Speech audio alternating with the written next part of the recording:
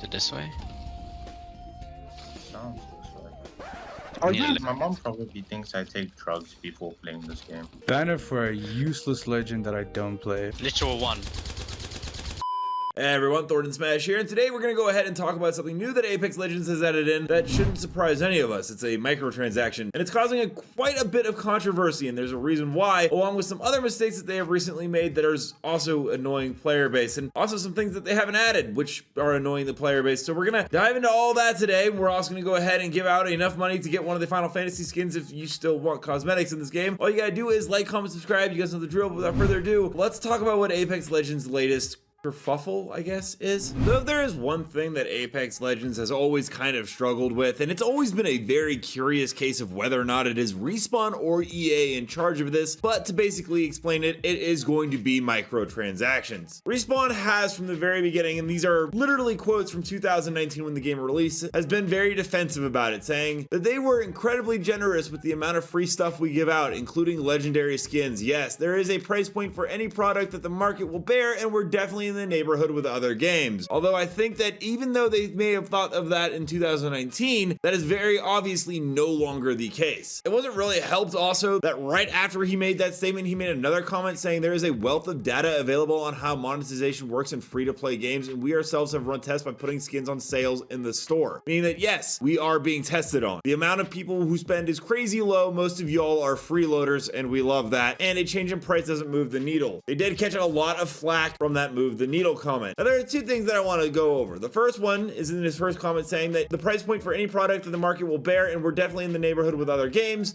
has completely changed 100%. It's not hard to see. There is the brand new death box that was brought in for the Final Fantasy event, where I think if you spent around $260 to $290, I don't know the exact figure, you would be able to get every single item in this event along with this death box. I don't know many other games that you could say, yeah, this is the average for free-to-play games for your price point. So obviously that has completely changed from when Respawn started this game. The other statement though is where they actually said, we ourselves have run tests by putting skins on sales in the store. And we've always known that we have been the guinea pigs, but it's become really egregious right now. Let's take for example the brand new Hot Drop store, which everyone was excited about because it finally gives you a chance to get some skins that you might not have. Well, the discount says 50% here from 2,000 to 1,000. The only problem is that when it's been previously in the store, it's been 500 Apex coins. So why is there a 2,000 cross off with 50% for a skin? That just doesn't make a lot of sense to me. And this isn't the only skin that's had this issue. We covered in the other day about how when the Joy Finder with the R99 came in for the winter event, it was 1,800 Apex coins, yet somehow in the Hot Drop store, there's a 44% discount for 2,000 coins, which is still more than it ever cost. Where is this discount coming from? I'll tell you where. Once again, us being the test for these skins. I mean, I can go back and forth all day about their previous statements and how this game team has completely changed, and I think EA has a lot to do with their direction, especially as we've talked about so many times. They've been underperforming lately, and they seem to be milking it for all it is possibly worth right now. I mean, my god, we got the Revenant Reborn character, which was a nice way to go ahead and make the community feel like they have not forgot about old legends, and instead of like making it really a fun season about Revenant, we got a launch bundle that was 6,300 Apex coins, or about $63, and as this user pointed out, that costs exactly the same as Baldur's Gate 3, which won Game of the Year. Please,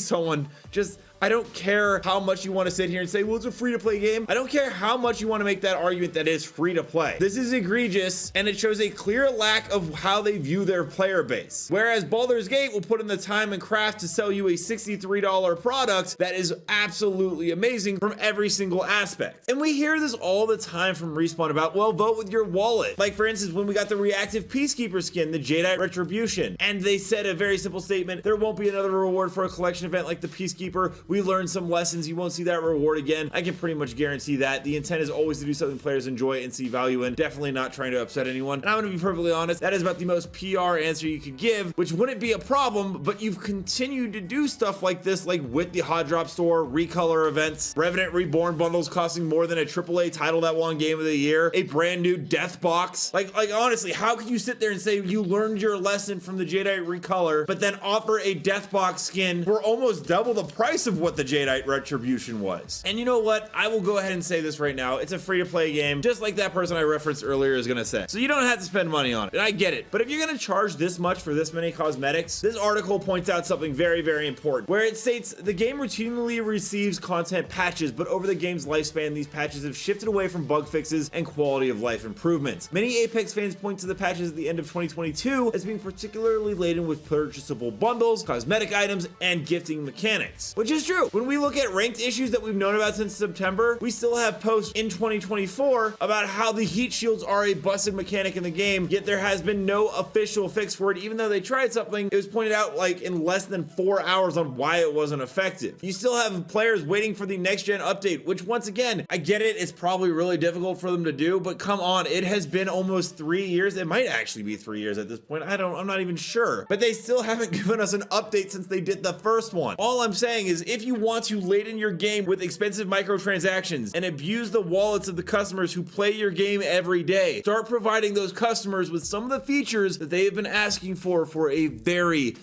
long time. Let me know down below, what are your guys' thoughts on the state of microtransactions within Apex Legends, most notably the new one that's been added in and some of the blunders they've done in the past. Also, don't forget to check out this channel by my editor Novell, who does amazing Apex Legends, Finals, Power World, just amazing video game content. And until next time, Legends, keep slaying in the Outlands, and I'll see you out there.